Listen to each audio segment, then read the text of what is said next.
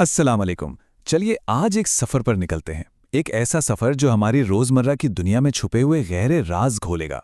हम पानी की दुनिया में गोता लगाएंगे। मतलब बारिश की एक नन्ही सी बूंद से लेकर समंदर की उन गहराइयों तक जहां सोचना भी मुश्किल है।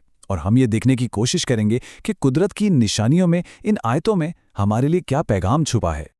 ये सवाल सच में सोचने वाला है कि क्या पानी की एक मामूली सी बूंद और एक फैला हुआ गहरा समंदर, क्या ये दोनों एक ही हकीकत, एक ही सच्चाई की तरफ इशारा कर सकते हैं? चलिए इसी पहेली को सुलझाने की कोशिश करते हैं। तो इस सवाल का जवाब ढूंढने के लिए हमारा सफर शुरू होता है आसमान से। बिल्कुल, उस रहमत से जो बारिश की शक्ल में हम तक पहुंचती है। अच्छा, जब बारिश होती है तो करोड़ों अरबों बूंदें गिरती हैं, है ना? और कमाल की बात यह है कि हर एक बूंद बिल्कुल एक मुकम्मल गोले की शक्ल में होती है, एकदम परफेक्ट स्फीयर। कभी सोचा है कि ऐसा क्यों है? हर बूंद इतनी परफेक्ट क्यों होती है? तो देखिए, इसके पीछे का जो साइंटिफिक रीजन है वो बड़ा दिलचस्प है। इसे कहते हैं सरफेस टेंशन। ये पानी की ना एक अपनी खासियत है, एक कुदरती गुण है जो उसे हमेशा कम से कम जगह घेरने पर मजबूर करता है। और अगर हम मैथ्स या ज्योमेट्री की बात करें तो सबसे कम जगह घेरने वाली शेप कौन सी है? गोला, एक स्फीयर। और बस यही वजह है कि बारिश की हर एक बूंद एक परफेक्ट गोला होती है। तो ठीक है, साइंस हमें ये तो बता देता है कि बूंद गोल कैसे होती है। ये हाउ का जवाब है। लेकिन सोर्स जो है वो हमें एक और गहरा सवाल पूछने पर मजबूर करता है कि ये नियम, ये सरफेस टेंशन, ये बनाया किसने? सोर्स के मुताबिक ये अल्लाह का ही हुक्म है जो पानी की हर बूंद को ये कमाल की बेहतरीन शक्ल देता है। और देखिए कैसे बिजली के जरिए डर और बारिश के जरिए उम्मीद, दोनों चीजें एक साथ आसमान से उतरती हैं। और हाँ, बारिश के साथ अक्सर क्या आता है? बिजली की कड़क और बादलों की गरज। और ये कोई मामूली चीज नहीं है।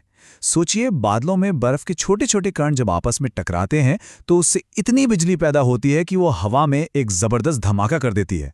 और उसी धमाके की आवाज को हम गरज के तौर पर सुनते हैं। ये एक जबरदस्त ताकत का इजहार है। लेकिन यहां पर एक बहुत जरूरी बात सामने आती है। सोर्स हमें यह बताता है कि ये जो जबरदस्त ताकत है ना, ये बेकाबू नहीं है। ये भी उसी एक कुदरत के कंट्रोल में है, उसी के हुक्म के तहत है। मतलब हर गरज उसकी तारीफ कर रही है और हर बिजली की चमक वो उसके हुक्म से ही जमीन पर गिरती है। तो फिर इस आसमानी ताकत के सामने हमारा इंसान का रवैया क्या होना चाहिए? हदीस से हमें पता चलता है कि ये वक्त है डर का और दुआ का। ये एहसास करने का कि उस एक बड़ी ताकत के सामने हम सब कितने छोटे हैं, कितने आजिज हैं। अच्छा, अब जरा इस ताकत और डर वाले पहलू से हटकर रहमत के एक और खूबसूरत पहलू पर गौर करते हैं। वो खुशबू, हाँ वही वाली जो पहली बारिश के बाद सूखी मिट्टी से उठती है। सबने महसूस की होगी, है ना? पर क्या कभी सोचा है कि वो आती कहां से है, वो जादुई खुशबू? आपको जानकर हैरानी होगी कि इस खुशबू का एक बाकायदा नाम भी है, पेट्रिकोर। और इसकी वजह भी बड़ी कमाल की है। देखिए, मिट्टी में ना छोटे छोटे बैक्टीरिया होते हैं। जैसे ही बारिश की बूंदें उन पर पड़ती हैं वो एक खास किस्म का तेल छोड़ते हैं और यही तेल हमारी उस जानी पहचानी सुकून देने वाली खुशबू की वजह बनता है। तो देखिए, एक तरफ साइंस है जो इसे एक केमिकल रिएक्शन कहता है, लेकिन सोर्स हमें इसे एक ज्यादा गहरी नजर से देखने को कहता है, एक निशानी के तौर पर। अल्लाह की रहमत की एक निशानी। ये खुशबू तो जैसे एक ऐलान है कि देखो कैसे पानी एक सूखी बेजान जमीन में दोबारा जिंदगी की रूह फूंक देता है। तो चलिए अब आसमान से नीचे उतरते हैं। हमारा ये सफर अब हमें ले जा रहा है समंदर की गहराइयों में, उस जगह जहां कुदरत के शायद और भी बड़े और भी ज्यादा हैरान कर देने वाले खजाने छुपे हुए हैं।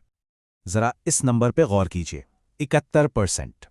हमारी ये जो दुनिया है ना, इसका 71% हिस्सा सिर्फ पानी है। ये कोई छोटा मोटा आंकड़ा नहीं है।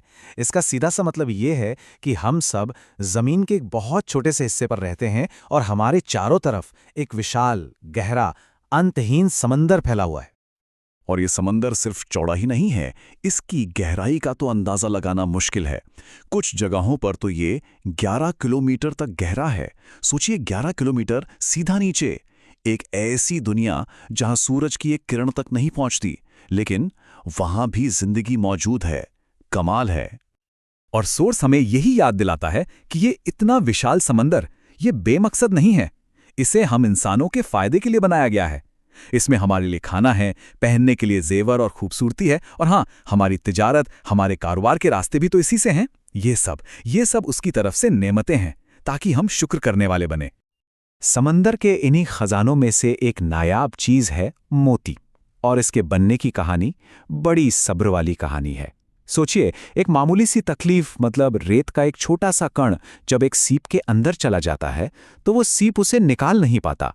इसके बजाय वो सालों तक परत दर परत चढ़ाकर उस तकलीफ को एक बेशकीमती मोती में बदल देता है।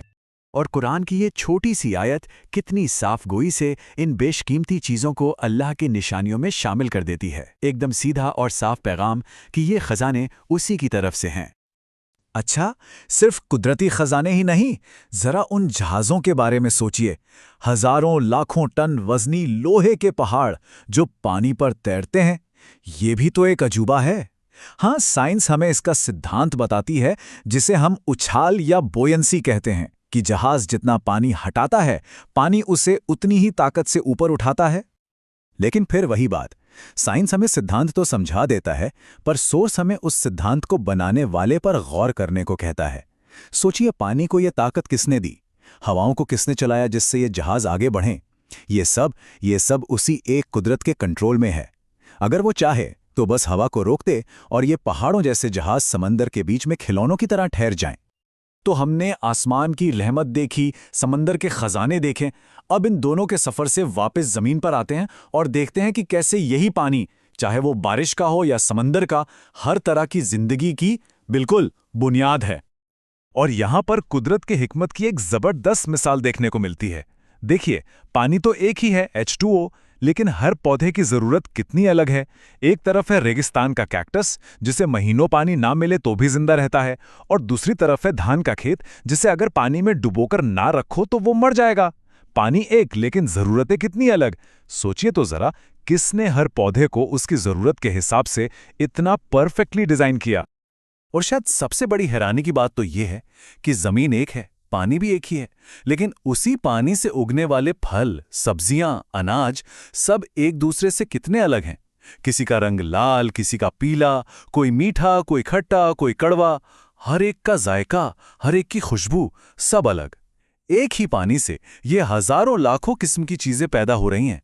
यकीनन इसमें अक्ल वालों के लिए, सोचने वालों के लिए बहुत बड़ी निशानी है। तो अपने इस सफर के आखिर में हमने क्या देखा? हमने देखा कि कैसे बारिश की एक नन्ही सी गोल बूंद से लेकर समंदर की अंतहीन गहराइयों तक, बिजली की जबरदस्त कड़क से लेकर बारिश के बाद मिट्टी की वो सुकून देने वाली खुशबू तक, हर चीज में एक पैगाम है। एक मोती के बनने में छुपे सब्र से लेकर पानी पर तैरते लोहे के पहाड़ों तक, और एक ही पानी से पैदा होने वाली हजारों नेमतों तक। सोर्स के मुताबिक ये सब सोचने और समझने वालों के लिए खुली निशानियां हैं, खुली आयतें हैं।